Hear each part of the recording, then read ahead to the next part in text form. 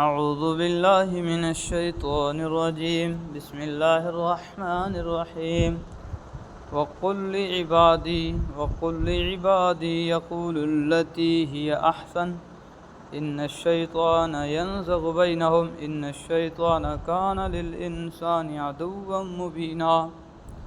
میرے مومن بندوں سے کہہ دو کہ وہی عبادت میرے مومن بندوں سے کہہ دو کہ وہی بات کہا کریں جو بہترین ہو۔ در حقیقت شیطان لوگوں کے درمیان فساد ڈالتا ہے۔ شیطان یقینی طور پر انسان کا کھلا دشمن ہے۔ اس آیت میں مسلمانوں کو تاکید کی گئی ہے کہ جب ان کی کافروں کے ساتھ گفتگو ہو تو ان کے ساتھ بھی خوش اسلوبی کے ساتھ بات کیا کریں، کیونکہ غصے کے عالم میں سخت قسم کی باتوں سے فائدے کے بجائے نقصان ہوتا ہے، اور ایسی باتیں شیطان اس لیے کہلواتا ہے کہ ان سے فساد پیدا ہو۔ ربکم اعلم بکم ان یشاء یرحمکم او ان یشاء یعذبکم وما ارسلناک علیہم وکیلا۔ تمہارا پروردگار تمہیں خوب جانتا ہے، اگر وہ چاہے تو تم پر رحم فرما دے اور چاہے تو تمہیں عذاب دے اور اے پیغمبر ہم نے تمہیں ان کی باتوں کا ذمہ دار بنا کر نہیں بھیجا ہے۔ وَرَبُّكَ أَعْلَمُ بِمَنْ فِي السَّمَاوَاتِ وَالْأَرْضِ وَلَقَدْ فَضَّلْنَا بَعْضَ النَّبِيِّينَ عَلَى بَعْضٍ وَآتَيْنَا دَاوُودَ زَبُورًا۔ اور تمہارا پروردگار ان سب کو جانتا ہے، ان سب کو جانتا ہے جو آسمانوں میں ہیں اور جو زمین میں ہیں، اور ہم نے کچھ نبیوں کو دوسرے نبیوں پر فضیلت دی ہے، اور ہم نے داؤد کو زبور عطا کی تھی۔ قُلِ ادْعُوا الَّذِينَ زَعَمْتُم مِّن دُونِهِ فَلَا يَمْلِكُونَ كَشْفَ الضُّرِّ عَنكُمْ وَلَا تَحْوِيلًا۔ جو لوگ اللہ کے علاوہ دوسرے معبودوں کو مانتے ہیں ان سے کہہ دو کہ جن کو تم نے اللہ کے سوا معبود سمجھ رکھا ہے انہیں پکار کر دیکھو، ہوگا یہ کہ نہ وہ تم سے کوئی تکلیف دور کر سکیں گے اور نہ اسے تبدیل کر سکیں گے۔ اولئک الذین یدعون یبتغون الی ربہم الوسیلۃ ایہم اقرب ویرجون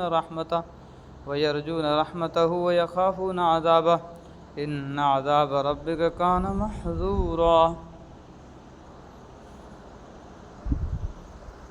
جن کو یہ لوگ پکارتے ہیں وہ تو خود اپنے پروردگار تک پہنچنے کا وسیلہ تلاش کرتے ہیں کہ ان میں سے کون اللہ کے زیادہ قریب ہو جائے، اور وہ اس کی رحمت کے امیدوار رہتے ہیں اور اس کے عذاب سے ڈرتے ہیں۔ یقیناً تمہارے رب کا عذاب ہے ہی ایسی چیز جس سے ڈرا جائے۔ اس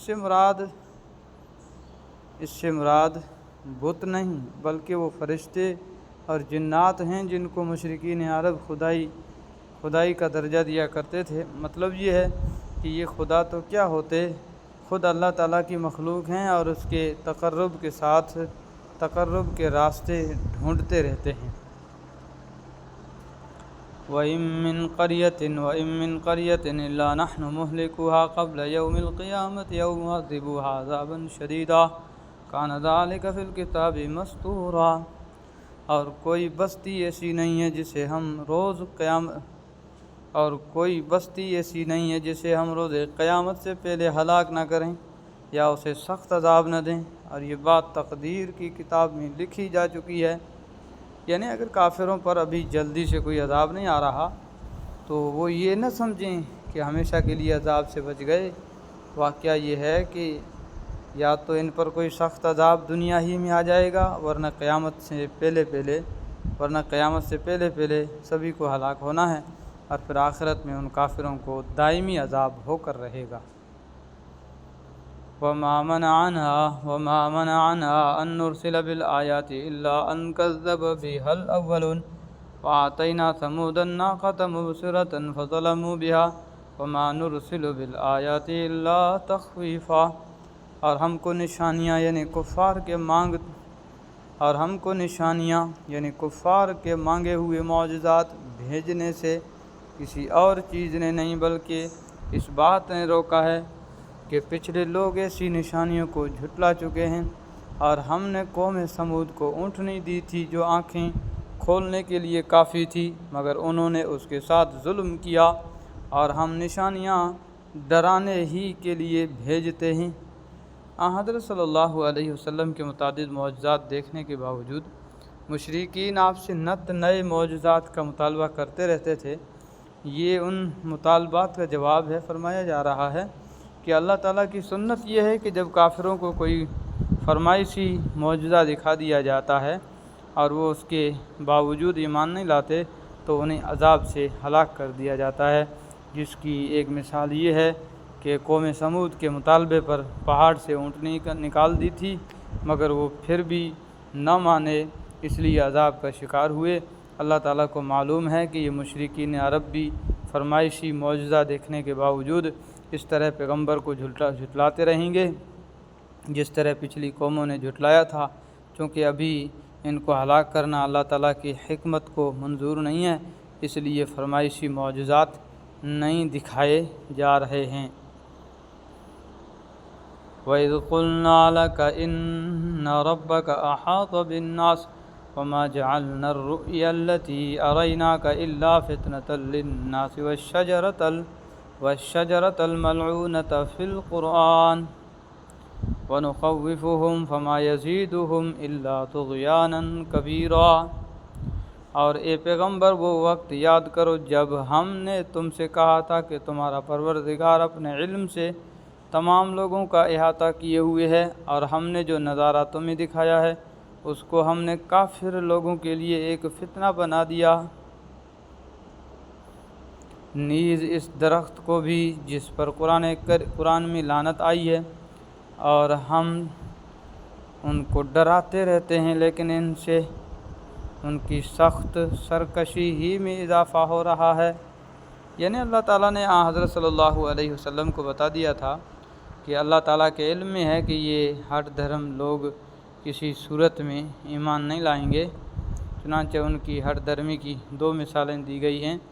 ایک یہ کہ اللہ تعالیٰ نے آپ صلی اللہ علیہ وسلم کو معراج کے موقع پر جو نظارہ دکھایا وہ آپ کے پیغمبر ہونے کی کھلی دلیل تھی۔ کافروں نے آپ سے بیت المقدس کے بارے میں مختلف سوالات کیے اور آپ نے سب کے ٹھیک جوابات دیے، جس سے یہ بات واضح ہو گئی کہ واقعی آپ نے راتوں رات یہ سفر کیا ہے۔